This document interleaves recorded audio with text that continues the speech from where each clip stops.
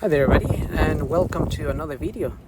So on today's video I have these BMW E87. This is a 118 2005. I'm just going to show you the location of the fuses. So the fuses on this car are in a very awkward position, but we are I'm just gonna try to focus on them with the camera so you can see where they are and maybe how to access them. So let's have a look. Okay, so if you go into the passenger side here in the UK and you go down here and you open the glove box, inside of the glove box there is that cover in there. Now that cover, you can pull that cover out. So I already pulled it a little bit and lift it up and open that little cover. Behind that little cover you will find a fuse list, that little paper there that shows you what the fuses are for. So you can have a look at this chart here and then refer to your fuses. Now let's try to get this open. Okay, this shows you what the fuses are for. I don't know if you're looking for anything ABS fuse, or I think that there might be the power steering, that's for towing. So obviously some of these fuses may not apply to your vehicle, as you may not have them. Like I think that is for a convertible there, but you wouldn't have that unless you have a convertible. And I don't think there is an E87 convertible, but it's just that some of these are shared with the E90s as well, E91, E92 and so on. But this particular model is a 2005, so it may be slightly different to a 2008.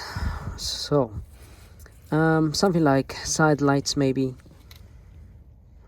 Side lights are here, and lights. They're showing you fuse number 52, 53 and 59. 52, 53 and 59. This little chart here will tell you that number 52, 53 are 40 amps. You can see it says there amperes, so that'll be 40 amps. And 59, it's a 5 amp fuse. And then down here you'll be able to find fuses 53, what was it, 52, 53 and 59. It's this one here.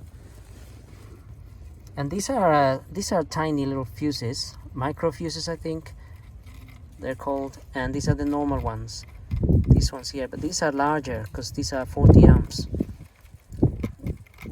So, and again, not every fuse will be there, so it might be that you have 52 but you don't have 53, or vice versa. It just depends on the model and the features that you have. So let's try to see the fuses, which are hiding all the way back there. A bit awkward, a very awkward place to be at, because we can't quite reach there as easy as it doesn't seem. There's also a key for pulling fuses. Let me get the light on this. Okay, that's a little bit better. That little red thing in there is a key for pulling fuses. Now the particular fuses that we were looking at are the 240 amp fuses. Those two orange fuses in there, just next to the 30 and on the right, on the left, and the 60 amp fuse on the right. So the two in between are the 240 amp fuses that you would normally check if you're looking at side lights. And the little fuse, it's one down there,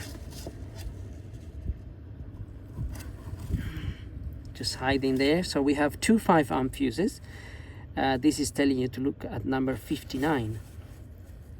And if you look at your chart, the first fuse there, number 15, is number 56. The next 15 is number 57.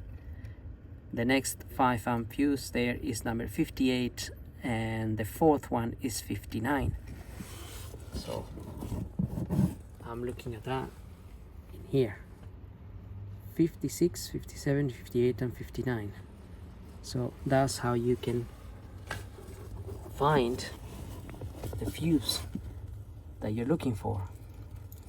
And again, that little red key in there, so I'm just gonna get my hand in there and try to get that key out so we can have a look.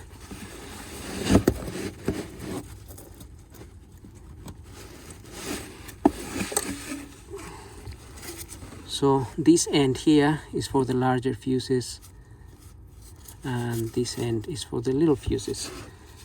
So it is a bit difficult to remove fuses. Just need to be careful as well not to drop them, and then trying to fit one back in is also a bit of a job, which is why I may not attempt to take one out right now, because this car is going out soon and don't want to be losing any fuses or dropping any fuses. But that's what you normally use. The thing is, I don't normally use the little key.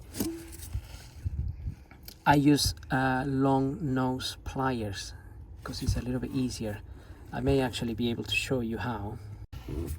Okay, here's my long nose pliers, really long nose pliers. I also refitted the little key in there, but with the nose pliers you can go, I don't know, pinch on a fuse and take it out.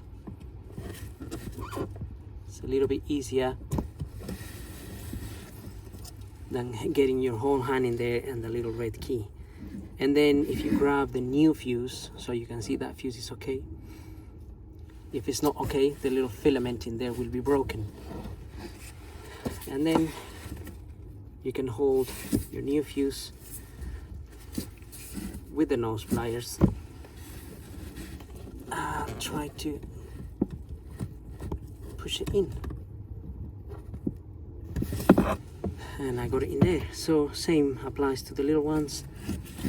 Whether it's the little ones up here, you can just about get to it with this, or the ones down there, which you can't see in the camera at the moment. But anyway, that is the idea.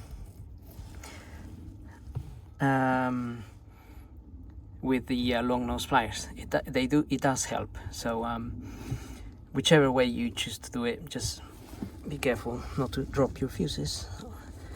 Otherwise, I mean, you can recover them, but you just have to remove the bottom panel. But also, another thing is, if you remove a fuse, make sure you remember the slot you're removing it from, because sometimes it's difficult to get, I mean, it's easy to get confused. You take out the fuse, one of the fuses from somewhere, and then you completely forget where it went. So just a few tips there. Anyway, we're all said. I hope this video helps. Don't forget to subscribe and like my videos. Thank you for watching, and we'll see you on the next video.